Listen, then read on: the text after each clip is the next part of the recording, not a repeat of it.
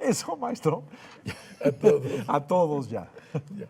Buenas noches, amigos. Bienvenidos a un programa más de Aquí Entre Amigos. Mis dos hermanos queridísimos, Raúl Quintanilla, Pepe Newman. ¿Cómo están? Buenas ¿Cómo está, noches. mi querido doctor? Mi querido don Raúl, mi querido Carlos. Yo quiero hablar hoy de algo que todo el mundo ha hablado, pero no ha hablado del tema que yo quiero enfocarlo. Se llama la palabra gasolinazo. Ya entendimos todos lo que pasa con la gasolina. Yo no voy a entrar en sido debate. una luz de información. Sí, yo no voy a entrar en debate si es culpa de Peña Nieto, no es culpa de Peña Nieto, si es culpa de mi vecino. No me meto en ese debate. El hecho es de que el único cierto así real es que subió el precio de la gasolina porque subió el precio del petróleo, porque se dejó producir más petróleo. Eso es el único hecho. Y que a mí hoy en la mañana ya me fregaron con el gas, que ya pagué 18% más. Y con una rabia, como no tienen idea. Pero no es esa la discusión. ¿Quién inventó el gasolinazo? ¿Y quién inventó los desmadres de él? ¿Y quiénes inventaron el desmadre de los gasolinazos? Robando Chedraui, Coppel, Sam's Club, tiendas chiquitas, robándose gasolinas. O sea, ¿qué tiene que ver con el aumento de precios de gasolina con todos los vandalismos y por qué esos vandalismos? Y no quiero justificar a nadie, pero me ha llamado mucho la atención eso a mí. Mire, maestro, la primera vez que yo escuché el Como término... dice mi nieta, No, ¿verdad? es que la primera vez que escuché el término gasolinazo, Sí. yo la primera vez que le escuché como tal fue en aquel acontecimiento que le costó un gravísimo problema, y creo que la caída a Carlos, el señor de Venezuela, que se le ocurrió decir que iba a subir la gasolina, que en Venezuela está subsidiada, usted puede Sí. llegar y llenar un un dólar. tanque por $1, Sí. y dijo que iba a dejar libre el precio de la gasolina. Carlos Andrés Pérez. Pérez. ¿No? Carlos Sí, Andrés señor. Pérez, ¿se acuerdan? Sí, señor. Este señor Carlos Andrés Pérez lo que tuvo a las 6 horas del aviso de que iba él a dejar libre para la competencia en un país productor como Venezuela, lo que tuvo en 6 horas fue un movimiento social verdaderamente brutal que alrededor de las 8 de la noche terminó con una palabra que nunca hemos querido escuchar en México, que se llamó toque de queda. O sea, para las 8 de la noche. Para las 8 de la noche había un salvajismo brutal, un salvajismo en cuanto al fenómeno de respuesta.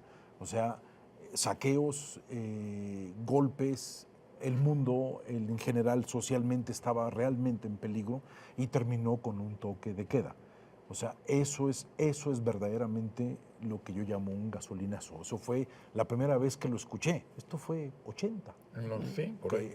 En 80 en Venezuela.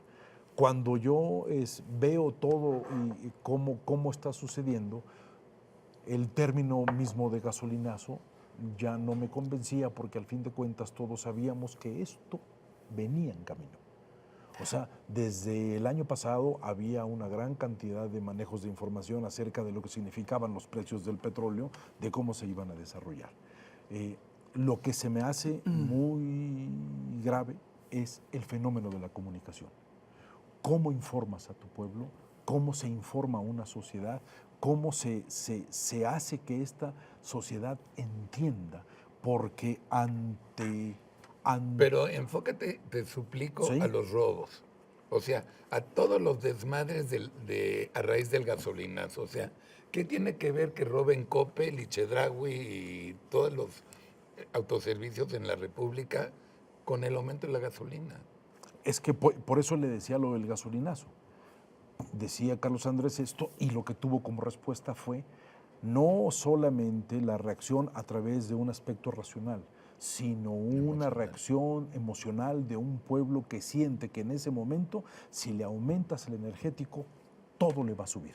O sea, inconscientemente ellos piensan o pensamos todos que un aumento en el energético es un aumento en el precio de la vida. Inclúyeme a mí. Llegan los tomatitos, ¿cómo llegan los no, tomatitos? Con una cadena productiva donde incluye transportes, todo. Inclúyeme pues. a mí, inclúyeme, que yo creo que sí es cierto. Absolutamente Sí, todo va a ese subir. es el problema.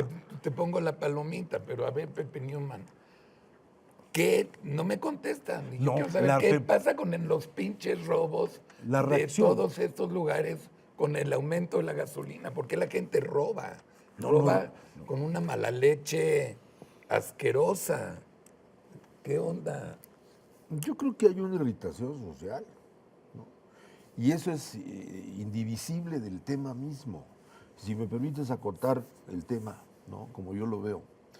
Es cierto, como dice Raúl, que dadas las reformas fiscal y energética, ni la una ni la otra, sino la combinación de los dos, Exactamente. era previsible y obligado que en algún Que momento se venía. liberaran. Ok, estaba Exactamente. dicho, ¿no? Pero también es cierto que todo régimen cuando arranca tiene que diseñar sus políticas, en este caso las reformas y en general la política macroeconómica, sobre la base de un marco hipotético macroeconómico de cómo se va a comportar la economía en el mundo. Claro. ¿no? Yo creo que ahí es el primer punto. Es decir, el marco teórico del que se planteó, del que arranca el presente régimen, hizo una serie de hipótesis macroeconómicas que no están resultando. De tal suerte que los cambios y los ajustes son diferentes en modalidad o en rango de lo que pensaban que iban a hacer. ¿no? El escenario no teníamos pensado a Trump, no estaba contemplado. No estaba contemplado una serie de variables más para entrar en detalle, de tal manera que lo que ya se veía venir, se ve venir con más gravedad o con más extremismo. Uno. Dos, una buena noticia no tiene buen momento para ser dada, pero uno tiene que decidir cómo carambas lo dice. ¿Cómo la vas a informar? Porque está la mala y la peor. ¿Cómo la vas a comunicar? Mala y la peor. Estas alzas se dan en el contexto, teniendo como telón de fondo una serie de circunstancias que todos percibimos como irregularidades o abusos. ¿no? La corrupción, de la cual hemos venido documentando más y más y más casos, ¿no? irrita a todos. ¿no? Los aguinaldos, la subida de las percepciones, el gasto suntuario de la administración pública, el crecimiento desmedido. Hoy las 8 columnas es que el Senado crece su número de asesores. Entonces la idea es, a mí me va a costar más cuando otros sigan gastando más y otros no solo eso, sino se lo roban. El desequilibrio. ¿no? Pues esto no es parejo. Entonces yo creo que es, por un lado, el alza de precio irrita, ¿no? Sí. Pero cuando al alza se le suma la percepción de que esto no es parejo, porque mientras a uno les va muy bien, ¿no? Hasta ilegalmente bien, ¿no? Esto nos perjudica a todos, entonces yo creo que son dos núcleos afectivos, ¿no? Sí, No solo me encarece, sino de otros abusa, entonces ningún esto no es parejo. Ningún estado de ánimo es repentino, todo es por acumulación. Claro. Y se necesita un detonante. Claro. Entonces llega el aumento de la gasolina, detona a una sociedad civil que se siente irritada por una corrupción, que se siente manejada de alguna manera en una forma distinta con derechos distintos, porque hay otros que tienen derechos, o sea, nada es nuevo. Usted vea, son los mismos grados de enojo que en el siglo XVIII, en los 1700 en Francia. O sea, la gente sentía que había un grupo de personas que recibían absolutamente todo. Perfecto, ¿sí? pero... Entonces, ese detonador provoca ira, provoca enojo, provoca una necesidad de responder malestar contra malestar. ¿Y qué hago? Dañando las estructuras sociales. Si me están dañando a mí, entonces ¿por qué no respondo de la misma manera? ¿Sí? O sea, pero si un supermercado es del sector privado, que no tiene nada que ver. Pero pregúntele a alguien que está molesto, que sabe la que... luz. Pero esa persona sabe que cuando le aumenten la gasolina, mire, en este país no te metas ni con la juventud ni con la gasolina. Son dos cosas que hay que saber cuidar muy bien. ¿Sí? ¿Por qué? Porque son dos temas muy sensibles. ¿sí? Es como la cuota de inscripción a la UNAM. ¿no? Es un tema muy sensible. ¿Qué hacen? Vamos a aumentarle esto. ¿Qué pasa? Un problema, porque son temas muy sensibles. Todo riesgo en política debe ser calculado. Y cuando el riesgo en política no tiene un cálculo para poder tener soluciones para los diferentes escenarios, estamos viendo algo que parece una conducta arbitraria. ¿sí? Ahora, yendo directamente al punto, yo creo que el germen es una irritación, ¿no? Irritación que se traduce en una movilización y ya tienes una turba. ¿no? Punto. El fenómeno de la turba. Y fácil de manejar. Ahora, la turba a su vez puede ser objeto obviamente, De manipulación. en cualquier sentido. Tú ya tienes la energía desprendida, tienes gente en la calle molesta, ¿no? Si tú la induces en una dirección o en otra, ¿no? Entonces ahí ya tienes que añadirle un factor, que sería la manipulación de la turba enojada. Y ahí, pues, empezamos en el terreno de la especulación, ¿no? Que si quién está manejando esto, que si los unos o los otros. Pero aún si le restáramos la manipulación, tienes un descontento.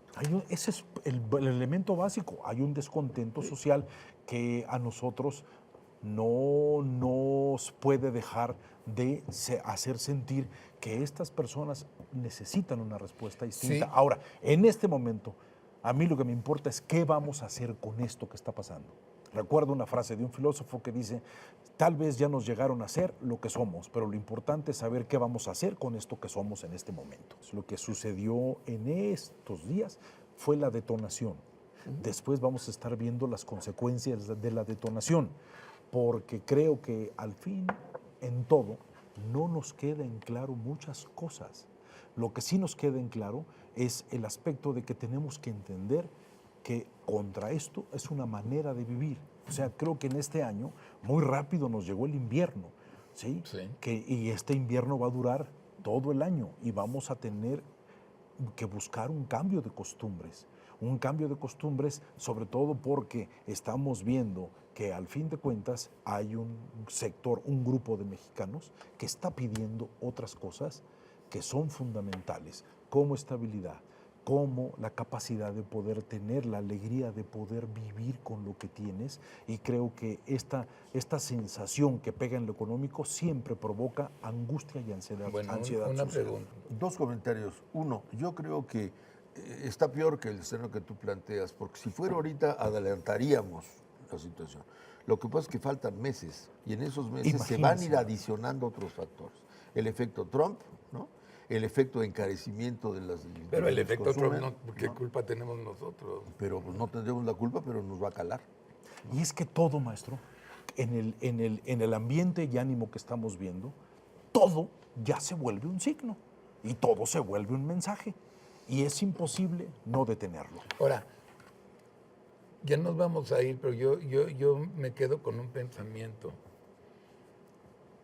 Con todo y el panorama negro, yo veo oportunidades, que luego las platicamos con mucho gusto. Pues siempre Pero las hay oportunidades. Hay Cuando las cosas se mueven, se abren nuevos Sí, huecos. sí, Y esas son sí, las sí. oportunidades. Pero bueno, Siempre hay una regla, siempre que hay un vacío, se provocan elementos que necesitan de alguna manera no Llenarse. tapar ese vacío, sino provocar que ese vacío se convierta en una consecuencia que pueda ser manejable. exacto, Eso es política, hay que hacerla. hay que hacerla. Gracias, Pepe Newman.